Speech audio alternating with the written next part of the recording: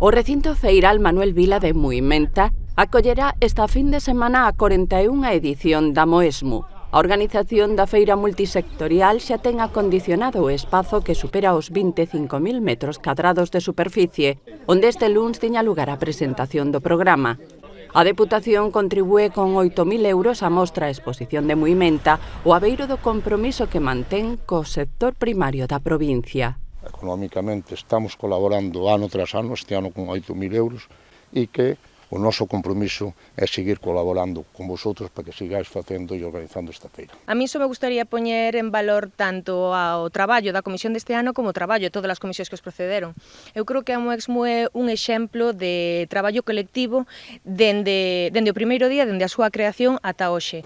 Do venres 4 ao domingo 6 de abril celebraránse o concurso de gando frisón, a exposición de raza rubia galega e a poxa de gando selecto, xunto aos certames de manexadores e o monográfico de can de palleiro.